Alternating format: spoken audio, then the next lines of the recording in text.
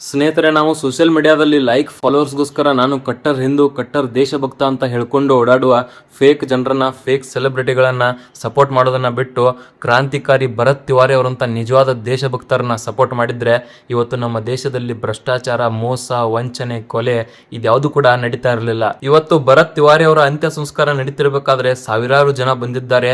ಇವಾಗ ಸಾವಿರಾರು ಜನ ಭರತ್ ತಿವಾರಿ ಅವರಿಗೆ ಸಪೋರ್ಟ್ ಮಾಡ್ತಾ ಇದ್ದಾರೆ. ಆದ್ರೆ ಭರತ್ ತಿವಾರಿ ಅವರು ಬದುಕಿದ್ದಾಗ ಅವರಿಗೆ ಯಾರು ಕೂಡ ಸಪೋರ್ಟ್ ಮಾಡಲೇ ಇಲ್ಲ.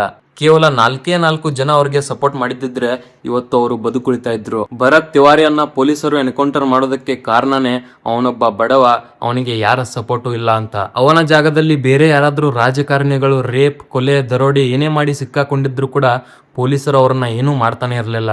ಆದರೆ ಭರತ್ ತಿವಾರಿ ಅವರು ಇದು ಯಾವುದನ್ನು ಕೂಡ ಮಾಡಿಲ್ಲ. ಅವರು ಮಾಡಿದ್ದು ಒಂದೇ, ಅವರ ಊರಿಗೋಸ್ಕರ, ಅವರ ಜನರ ಸಮಸ್ಯೆಗಳಿಗೋಸ್ಕರ ಧ್ವನಿ ಎತ್ತಿದ್ದು. ಭರತ್ ತಿವಾರಿ ಅವರು ಎಷ್ಟು ಮುಗ್ಧ ಮತ್ತು ಒಳ್ಳೆಯ ಮನಸ್ಸಿನವರಾಗಿದ್ರಂದ್ರೆ ಒಂದು ಸಲ ಆ ಮನುಷ್ಯನ ಮುಖ ನೋಡಿ ಸ್ನೇಹಿತರೆ, ಯಾರಿಗೂ ಕೂಡ ಅನಿಸೋದಿಲ್ಲ ಈ ಮನುಷ್ಯ ತಪ್ಪು ಮಾಡ್ತಾನೆ ಅಂತ. ಅಷ್ಟೇ ಅಲ್ಲ, ಅವರ ಗ್ರಾಮದ ಜನ ಕೂಡ ಹೇಳ್ತಾ ಇದ್ದಾರೆ, ಭರತ್ ತಿವಾರಿ ಅವರು ಇದುವರೆಗೂ ಜನರಿಗೋಸ್ಕರ, ಸಮಾಜಕ್ಕೋಸ್ಕರ ಬದುಕಿದ ಮನುಷ್ಯ, ಅವರಿಗಾಗಿ ಅವರು ಇದುವರೆಗೂ ಏನು ಮಾಡಿಕೊಂಡೇ ಇಲ್ಲ ಅಂತ ಜನ ಹೇಳ್ತಾ ಇದ್ದಾರೆ. ಅಷ್ಟೇ ಅಲ್ಲ, ಅವರ ಗ್ರಾಮದಲ್ಲಿ ವಿದ್ಯುತ್ ಇರೋಕೆ ಕಾರಣ ಕೂಡ ಭರತ್ ತಿವಾರಿ ಅವರೇ. ಸೊ ಇಷ್ಟೆಲ್ಲ ಮಾಡಿದ್ಮೇಲೆ ಭರತ್ ತಿವಾರಿ ಅವರಿಗೆ ಸಿಕ್ಕಿದ್ದು ಎನ್ಕೌಂಟರ್, ಸಾವು. ಸ್ನೇಹಿತರೆ, ಭಗತ್ ಸಿಂಗ್ ರಿಂದ ಹಿಡಿದು ಭರತ್ ತಿವಾರಿ ಅವರಿಗೆ ನಮ್ಮ ದೇಶದಲ್ಲಿ